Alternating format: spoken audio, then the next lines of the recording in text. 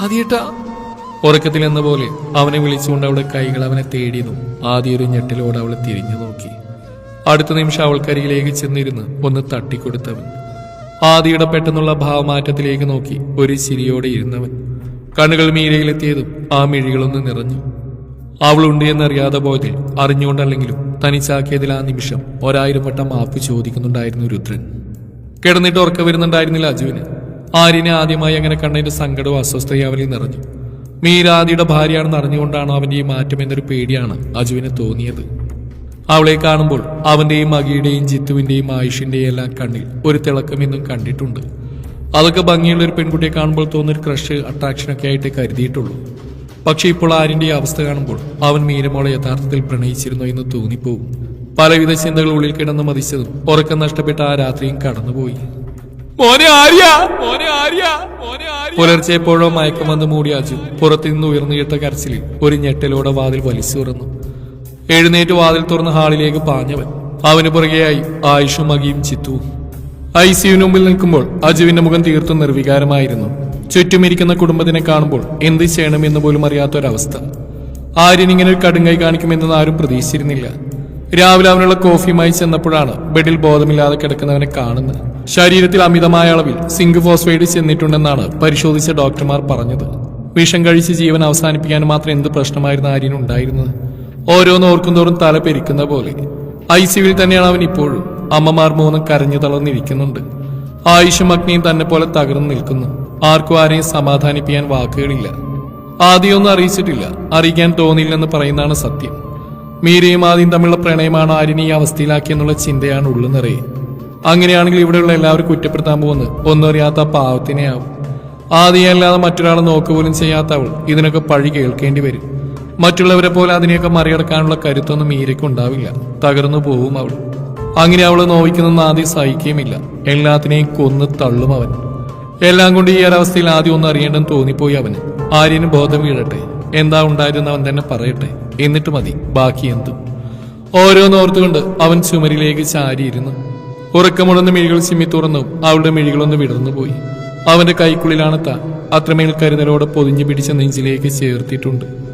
എന്തിനെന്നറിയാതെ അവളുടെ കണ്ണൊന്ന് നിറഞ്ഞു. പ്രണയത്തിനും അപ്പുറമുള്ള എന്തോന്നാണ് ഈ മനുഷ്യനോട് തനിക്ക് തോന്നുന്നത്. ആദ്യ കൂടിക്കാഴ്ചയിൽ തന്നെ അത്രയും സ്വാതന്ത്ര്യത്തോടെ താൻ ചേർന്ന് നിന്ന് ഈ കൈകൾക്കുള്ളിലാണ്. ഈശ്വരനേക്കാളേറെ വിശ്വാസമാണ്. ഈ ഒരാൾക്ക് വേണ്ടി എന്തും സഹിക്കാൻ മീര തയ്യാറാണ്. പ്രകടമാക്കി എനിക്കറിയില്ല ആദ്യേട്ടാ, പറഞ്ഞു തന്നാ മതി. അതുപോലെ സ്നേഹിച്ചോളാം. ഈ ലോകത്ത് സ്വന്തം എന്ന് പറയാൻ അപ്പുവിനുള്ളതാ. അത്രയും പതിയെ വിതുമ്പിക്കൊണ്ടാണ് പറയുന്നത്. കണ്ണുകളും വിരലുകളും ഒരുപോലെ അവന്റെ മുഖത്ത് അലയുന്നുണ്ട്. ഉള്ളു വിങ്ങിപ്പോകുന്ന പോലെ ഇഷ്ടം തോന്നിപ്പോയ നിമിഷം ചുണ്ടുകൾ കൂടി അവന്റെ നെറുകയിൽ പതിഞ്ഞു. അതിരങ്ങൾ അവിടെ നിന്ന് അകന്നു മാറി തുടങ്ങിയെന്ന് തോന്നിയതും ആദ്യ ഒരു ചിരിയോടെ അവളെയും കൊണ്ട് ബെഡിലൂടെ ഒന്നുരുണ്ടു. വിറച്ചുകൊണ്ട് അവന്റെ തോളിൽ അമർത്തി പിടിച്ചുപോയി മീര. കണ്ണു വീഴ്ച നോക്കുമ്പോൾ അവളെ കൊതിപ്പിക്കുന്ന പുഞ്ചിരിയുമായി നോക്കുന്നുണ്ട് ആദി. ശരിക്കും ആദ്യ എന്നെ അത്രയ്ക്ക് ഇഷ്ടമാണോ എന്റെ അപ്പൂന്? തന്റെ ഭാരം മുഴുവൻ അവളിലേക്ക് ചേർത്തുകൊണ്ടാണ് അവന്റെ ചോദ്യം. അവളുടെ കുഞ്ഞുടലിന്റെ മാർദ്ദവം അവൻ അറിഞ്ഞു. ആദ്യേട്ടാ, അറിയാതെ വിളിച്ചു പോയതും അതിലും ആർദ്രമായി ഒന്ന് മൂളിയവൻ. കണ്ണിലും മനസ്സിലും ഈ ഒരു മുഖം മാത്രം നിറഞ്ഞു നിൽക്കുകയാണ്. അവളെ ഇങ്ങനെ ഞെക്കിപ്പൊട്ടിച്ച് സ്നേഹിക്കാനുള്ള ഇഷ്ടവും പ്രണയവും ഒക്കെ ഉള്ളിൽ കിടന്ന് വിങ്ങുന്നുണ്ട്. പ്രണയിക്കാൻ കിളിക്കുഞ്ഞേ. മുഖം അവളുടെ കഴുത്തിൽ അമർത്തി വെച്ചുകൊണ്ടൊരു ചോദ്യമാണ്. ഉള്ളിലൂടെ എന്തോ പാഞ്ഞു കയറി ശരീരത്തെ ഒന്നാകെ പൊതിഞ്ഞത് അവൾ അറിഞ്ഞു. അവനൊരു മറുപടി പോലും നൽകാൻ ശേഷിയില്ലാതെ തളർന്നു പോയിരുന്നു മീര. എനിക്ക് എന്ത് ഇഷ്ടമാണെന്നോ കിളിക്കുഞ്ഞേ. ഒരു പഞ്ഞിയിൽ തൊട്ടതുപോലെയാ നിന്നിങ്ങനെ തൊടുമ്പോ, നിന്നിൽ അമരുമ്പോഴൊക്കെയും അങ്ങനെയാ. അതുപോലെ മത്ത് പിടിപ്പിക്കുന്ന പോലുള്ള സുഗന്ധവും. അവളെ പൂർണ്ണമായും തളർത്തിക്കളയുന്ന വാക്കുകൾ. അവന്റെ ശ്വാസം പതിയുന്നിടം മുഴുവൻ തീപ്പൊള്ളലേൽക്കുന്ന പോലെ. അവളുടെ ഏറിയ മിടിപ്പറിയെ മുഖമൊന്നുയർത്തി ആ കുഞ്ഞു മുഖത്തേക്ക് നോക്കിയ ആദി. വിറക്കുന്ന മേൽ ചുണ്ടിൽ പൊടിയുന്ന വിയർപ്പിലേക്ക് കൊല്ലുന്ന ഒരു ചിരിയോടെ അവൻ നോക്കി.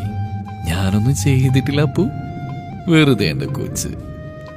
ആദി വീണ്ടും എന്തോ പറഞ്ഞു തുടങ്ങിയതും വല്ലാത്തൊരു വെപ്രാളത്തോടെ അവന്റെ അധരങ്ങളെ കൈ ഉയർത്തി തടഞ്ഞു നിർത്തിയവൾ. കണ്ണുകൾ വിടർത്തി ആദ്യ അവളെ ഒന്ന് നോക്കി. മോഹിച്ചു പോകുന്നുണ്ട് പലതും.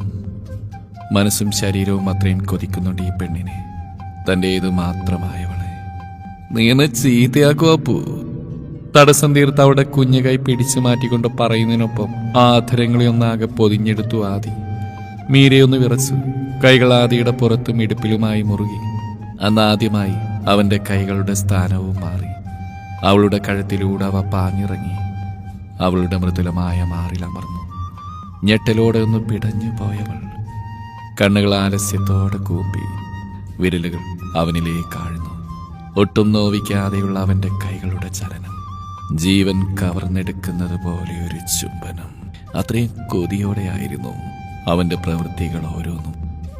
കൈകൾ അവിടെ നിന്നും അകറ്റി മാറ്റാൻ തോന്നുന്നുണ്ടായിരുന്നില്ല ആദിക്ക്.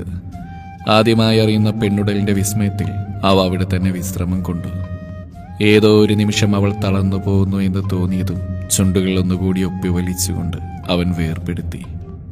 എന്നിട്ടും അകലാൻ കൊതിക്കാതെ അവന്റെ ചുണ്ടുകൾ അവളുടെ മുഖമാകെ അലഞ്ഞു. കണ്ണിലും കവിളിലും നീണ്ട നാസികത്തുമ്പിലെ കുഞ്ഞു നക്ഷത്രത്തിലുമൊക്കെയായി അവ പതിഞ്ഞു. അവന്റെ ശരീരത്തിലുണ്ടാവുന്ന മാറ്റങ്ങൾ അവളും അറിയുന്നുണ്ട്. കുഞ്ഞു കൈകൾ കൊണ്ട് അവനെ പൊതിഞ്ഞു പിടിച്ചു മീര. ആദിയുടെ കിതപ്പുകൾ നിലക്കുവോളം, ശരീരം തണുക്കുവോളം. കാരണം ഏതും അറിയില്ലെങ്കിലും അവൾ അവനെ കരുതലോടെ ചേർത്തു പിടിച്ചു. ആദിയുടെ കണ്ണുകൾ ചുവന്ന് കലങ്ങി. മുഖമുയർത്തി നോക്കുമ്പോൾ കാണുന്ന അവളുടെ കുഞ്ഞു മുഖം. നീ എന്നെ താങ്ങോ കിളിക്കുഞ്ഞേ, എന്റെ പ്രണയം മുഴുവൻ അറിയാൻ. എന്റെയാ? ആദി ശരിക്കും ഒന്ന് ഞെട്ടി. അത്രയും പതിഞ്ഞുപോയ ആ വാക്കുകൾ, തന്റെ ചോദ്യത്തിലുണ്ടായ അവളുടെ കുഞ്ഞു പരിഭവം. ആദ്യമായി കാണുന്ന അവളുടെ ആ ഭാവത്തിലേക്ക് കൗതുകത്തോടെ, അതിലേറെ പ്രണയത്തോടെ നോക്കിപ്പോയവൻ